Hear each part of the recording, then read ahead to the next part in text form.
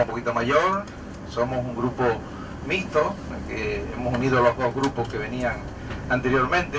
Yo he tenido el gusto de viajar con los dos y seguro que el que vayamos juntos pues no va a pasar nada en absoluto. Podamos compartir esta semana de disfrute de este agroturismo que nosotros decimos que es lo que hacemos.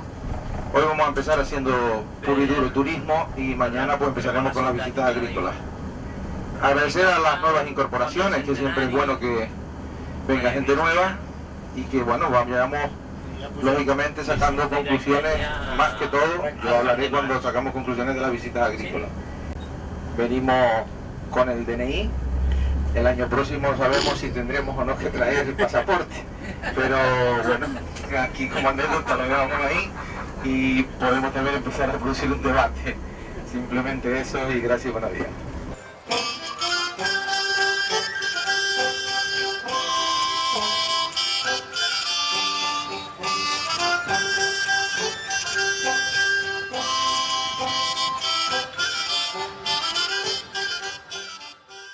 Tarragona, la Tarraco romana, es una ciudad llena de viejas piedras, algunas conocidas de antiguo y otras aún por descubrir. Sea como sea, es una ciudad para perderse y descubrir lo que siempre ha estado aquí y que no todo el mundo conoce. Este es el objetivo del grupo de ASPA que visita Tarragona, en un viaje agroformativo, turístico, que quiere conocer las raíces del pueblo catalán.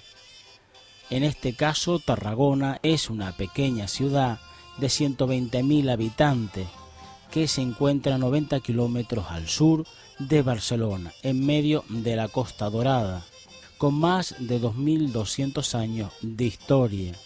Es capital de provincia y es uno de los centros industriales y turísticos de Cataluña y aún conserva numerosos vestigios de su pasado, cuando era la principal ciudad de la actual Cataluña y uno de los grandes centros urbanos del Mediterráneo occidental. Culturalmente es muy activa y está fuertemente sensibilizada con su patrimonio, un patrimonio rico en arqueología que ahora vamos a conocer. En el siglo VIII a.C., en un promontorio situado sobre el mar al lado de la desembocadura del río Francoli, se establece un poblado ibérico del que por el momento poca cosa se conoce. Podría ser perfectamente la Sese, la que hablan las fuentes clásicas. En el 218 a.C., Aníbal inicia su marcha hacia Roma, atravesando los Pirineos y los Alpes, iniciando la Segunda Guerra Púnica.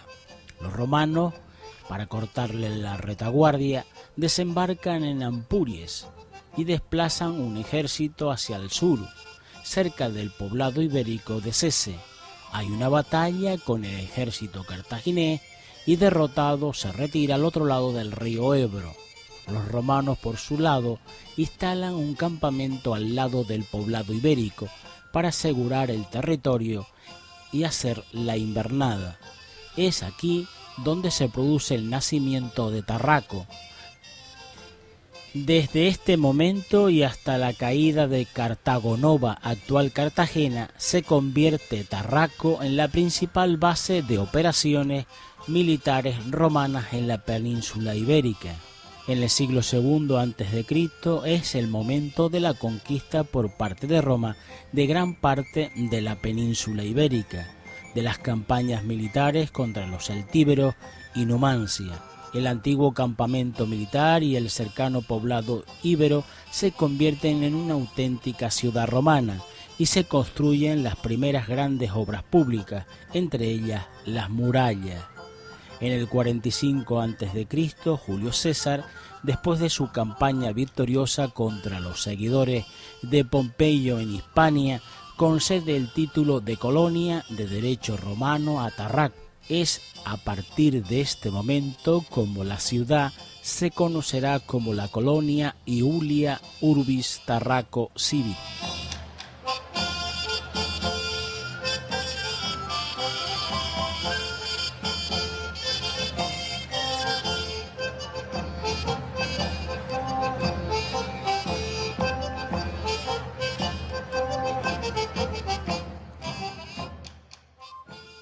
y nos encaminamos a la parte alta de Tarragona, donde en esta parte central de la ciudad destaca especialmente el antiguo núcleo medieval de la ciudad, solar donde se edificó en un importante complejo público dividido en 3 terrazas la sede del antiguo Praesidium de la época romano-republicana.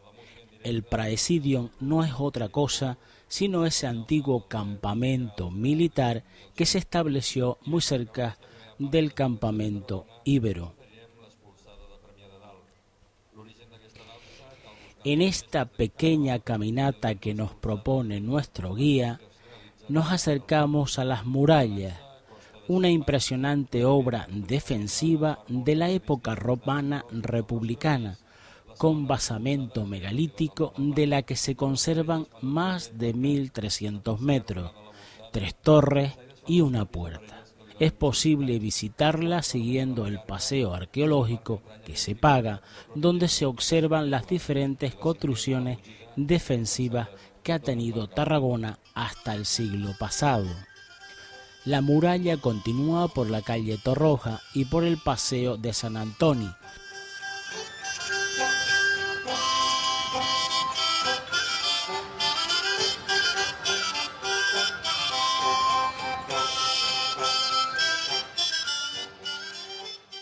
Luego tenemos abajo un soldado romano que a sus pies tiene la loba de Roma y recupera un águila de un parto.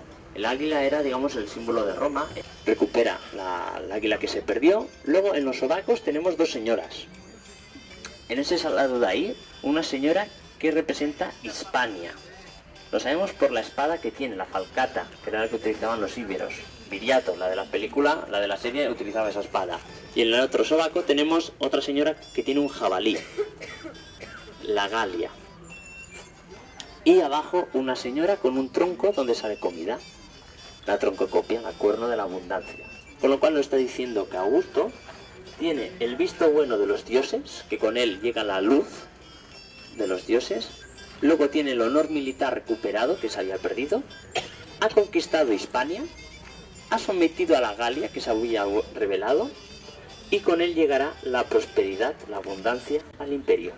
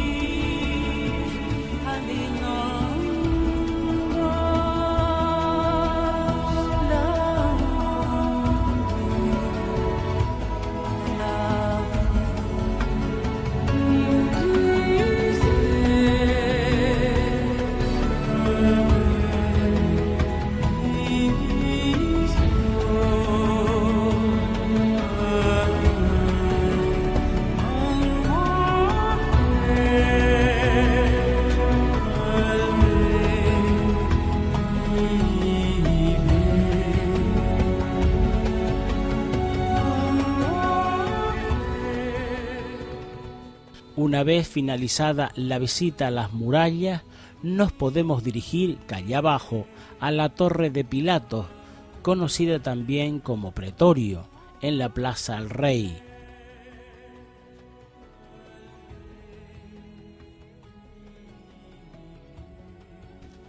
Esta era una gran construcción que servía de nexo de unión entre el circo y el Fórum Provisional. Desde este monumento, sede actual del Museo Municipal de Historia de Tarragona, se puede acceder a la cabecera del Circo Romano. En la misma Plaza Rey hay el Museo Nacional de Arqueología de Tarragona, de visita más que imprescindible. Si nos adentramos en la historia del circo romano de Tarraco, este fue construido a finales del siglo I después de Cristo, bajo el mandato del emperador romano Domiciano. En él se celebran los ludi circenses o carreras de caballos. Su construcción supuso la culminación de la transformación urbanística propiciada por la construcción de la sede del Concilium Provinciae. La organización de los juegos era asumida fundamentalmente por los sacerdotes encargados del culto imperial. Su localización urbana permitía clausurar muchas ceremonias imperiales, iniciadas en la sede conciliar con las carreras de carros. El circo se mantuvo en uso hasta mediados del siglo V, momento en que la arena y las bóvedas perimetrales fueron transformadas en nuevos espacios residenciales, ya que la ciudad se recogió a la parte alta a partir del siglo V debido a la creciente desestabilidad del Imperio Romano.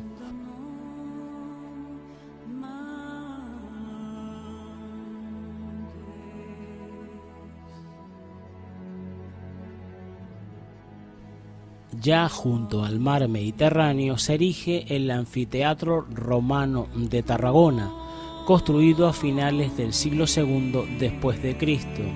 Durante el imperio de Heliogábalo, a principios del siglo III después de Cristo, se hacen numerosas reformas en el anfiteatro. Este hecho se recoge en el podium, donde se corona con una gran inscripción monumental de la que se conservan numerosos fragmentos. El 21 de enero del año 259, en el marco de las persecuciones contra los cristianos en época del emperador Valeriano, fueron quemados vivos en la arena del anfiteatro el obispo de la ciudad, Frutuoso, y sus diáconos, Augurio y Eulogio. Durante el siglo V y como consecuencia de la política religiosa de los primeros emperadores cristianos, el anfiteatro fue perdiendo sus funciones originarias. Un siglo después aprovecharon las piedras de este, sobre todo los sillares de la gradería, para construir una basílica cristiana en 3 naves que conmemoró el lugar del martirio de los 3 santos de la iglesia tarraconense. Alrededor del templo se construyó un cementerio con tumbas excavadas en la arena y un mausoleo funerario adosados a la iglesia. Fíjense, desde donde hemos estado nosotros, de allá arriba, que hemos ido bajando, y en la roca esculpen las graderías. Y luego por otro motivo, está al lado de la playa. Este no era el puerto romano, pero sí que servía de forma auxiliar para desembarcar lo que eran los animales, para los espectáculos, porque aquí lo que eran la lucha de gladiadores, cacería de animales y también batallas navales. Ahora bien, aquí no hacía falta batallas navales porque tenemos la playa enfrente, con lo cual hoy hacen fuegos artificiales, hace 2000 años hacían pues barquitos y se mataban entre ellos, Igualmente también hacían ejecuciones en el anfiteatro. El anfiteatro este era pequeñito, unas 14.000 personas cabían. Igualmente se ve parte de las gradas y en el centro un gran edificio en forma de cruz latina. Es una iglesia románica, Santa María del Milagro. En este caso hace referencia a que en el año 257 en la arena se quemó al obispo de Tarragona, San Fructuoso, y en época cristiana pues se decidió construir un templo en recordatorio a ese mártir.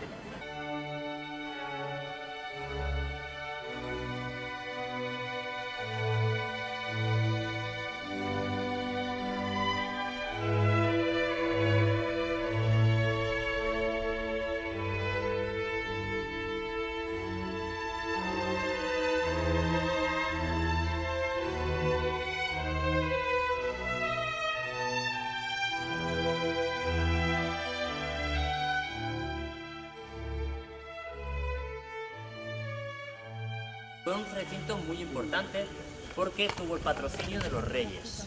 Los reyes de la Corona de Aragón, condes de Barcelona, porque incluso ahí dentro hay 2 reyes enterrados, con lo cual se convirtió en panteón real. Eso quiere decir que tenía mucha importancia, muchos favores, y de ahí pues que todavía se mantenga. Hay que decir que la Orden del Císter lo que pretendía, que he dicho que una reforma de los benedictinos, era volver al origen de de los ermitaños, de la vida en solitaria, sin lujos, sin pretensiones. El abad se construyó este palacio en el siglo XVI. En teoría era para no molestar a los monjes que había en el interior. Ahí él tenía ahí su palacio y recibía las visitas que habían de fuera. Actualmente este recinto es el ayuntamiento de Aguamurcia. Aguamurcia es la población donde está dentro el monasterio, que en verdad no son estas casas que han visto aquí, sino que es un pueblecito que había subiendo, pero que también son 4 casas, no es mucho más. Es de estilo renacentista, pero si entramos, luego entramos si quieren, verán arriba que se ha encontrado ahora con unas reformas arcos góticos, con lo cual es todavía más antiguo de lo que se pensaba. Luego, aquí ya tenemos la iglesia de estilo gótico, bueno, gótico y románico, porque estaba entre medio también, en este caso. Fíjense la puerta, arco en medio punto, pero en cambio la ventana tiene arco. Lo raro es que aquí no tenga rosetón. Lo normal es el rosetón en la entrada, aquí es al revés, como veremos. Otra curiosidad que hemos dicho, no hay decoración. Y luego hay las almenas, fíjense en la parte alta que hay almenas, como si fuera un castillo. Bien, es una pequeña trampa, porque en el siglo XIV la corona de Aragón estaba peleada con la de Castilla. Y el rey que había en aquella época, que era Pedro el Ceremonioso, obligó a las ciudades y recintos importantes a construir murallas. Aquí lo que hicieron fue construir unas murallas, pero muy de aquella manera. Y pusieron estas almenas, que en verdad no tienen una función defensiva, es decorativo, pero decorativo disuasorio. ¿Por qué? Porque la gente cuando viniera desde fuera, si venía un ejército enemigo, pudiera ver que esto estará fortificado y no se le ocurriera tener la tentación de atacarlo. El Real Monasterio de Santa María de Santa Creus es una abadía cisterciense erigida a partir del siglo XII que se encuentra en el término municipal de Aiguamurcia, en la provincia de Tarragona. Fue en el siglo XII cuando, bajo el patrocinio de Pedro III de Aragón, que expresó su deseo de ser enterrado en el monasterio, se construyó el Panteón Real, en el cual a su vez fue sepultado su hijo, el rey Jaime II. Parte de la nobleza siguió esta costumbre medieval y escogió este lugar para su descanso eterno, hasta la decisión de Pedro el Ceremonioso en 1340 de instalar el panteón de la monarquía en el monasterio del Poblet. A partir del año 1835 y como consecuencia de la desamortización de Mendizábal, la comunidad abandonó el edificio y fue declarado Monumento Nacional por Real Orden del 13 de julio de 1921. En 1174 se pudieron comenzar las obras de la construcción del conjunto monástico, primero la iglesia, la sala capitular y luego el primitivo claustro románico, hoy desaparecido. Más tarde la sala de los monjes, el refectorio y el dormitorio. Hacia 1225 quedaban concluidas las principales dependencias.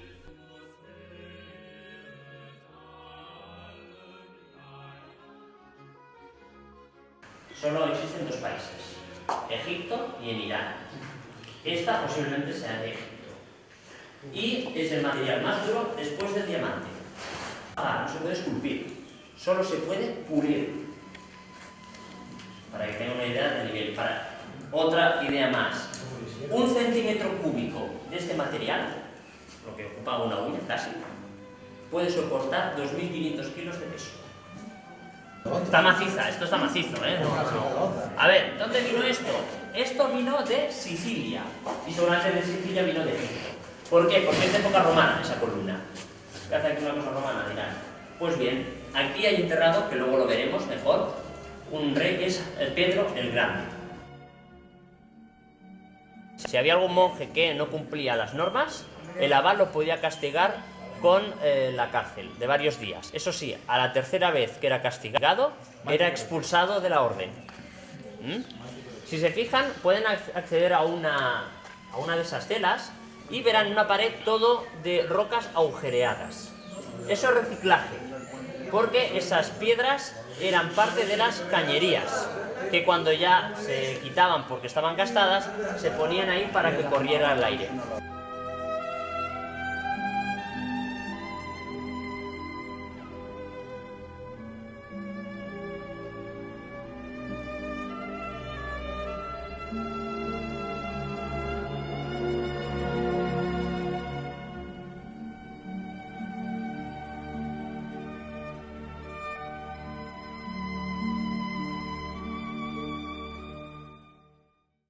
igualmente cuando se creaba un monasterio, primero está dedicado a Santa María. Esta era Santa María de Santes Creus. Y luego lo mínimo eran 13 personas, 13 monjes, como recordatorio de los 12 apóstoles y Jesucristo. Está un poco bastante afectado esta zona, ¿por qué? Porque con que era una cosa temporal, pues no se molestaron mucho en que fuera muy resistente. Piensen que esta zona estaba de forma temporal durante unos 50 años, hasta que ya hicieron el claustro y la iglesia propiamente. Antes de la iglesia, ¿qué tenían? Esta capilla, la de la Trinidad. Es de románica perfectamente. Si quieren pueden entrar. Hay una pequeña talla, un Cristo del siglo X.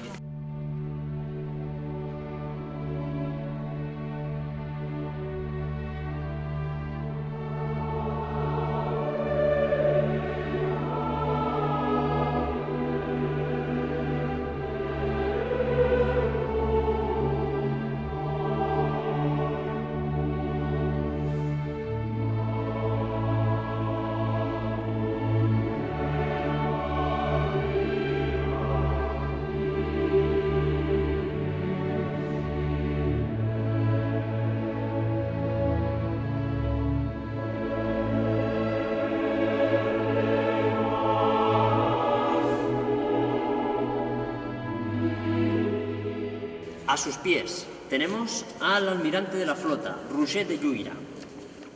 Este era el almirante de la flota catalana y este es el principal militar del rey de Pedro el Grande, que ayudó sobre todo en la conquista de Sicilia. Y es el que pegó varias veces de paliza a los franceses. No lo podían ver. Incluso hay la expresión de aquella época en que se dice que no había un pez en el Mediterráneo que no llevara las 4 barras catalanas. Pues este rey sobrevivió al hijo y trabajó también, al padre, porque ahí tenemos al hijo, a Jaume el Just, Jaume II y a Blanca, su mujer. En este caso trabajó para los dos, pero él quiso ser enterrado a los pies del que había sido su primer rey, porque además habían coincidido en edad, habían crecido juntos. Y por eso también dicen de que nunca fue profanado, porque el almirante siempre ha protegido el cuerpo del rey. En cambio, esa tumba de ahí, siglo XIV, basada en las tumbas también de los reyes franceses de aquella época, por influencia de su esposa, que era la reina francesa, no tuvo tanta suerte, porque en el siglo XIX, con la desamortización, hubo varias bullangas que se llaman aquí revueltas, pues de los anticlericales, etc. Vinieron, la saquearon, la abrieron, hicieron un juicio, ya miran usted, un juicio a una momia, y quemaron al rey y a la reina la llevaron en procesión por el recinto y la tiraron en el pozo del Palacio Real. ¿En el pozo de Tubino? Sí, en el pozo donde había la columna aquella. Un monje pudo luego rescatar parte de los huesos y los volvió a poner en su sitio. Lo que pasa que con estudios posteriores que se ha hecho, el rey casi no queda nada, no se puede sacar ninguna conclusión. En cambio de la reina todavía se conserva algo. Y un detalle, se sabe que fue una reina muy buena. ¿Saben por qué? Murió, eso sí, en su parto. A los 27 años murió de posparto. Y fue muy buena porque tuvo 10 partos, con 27 años. Eso era una buena reina. La función era esa.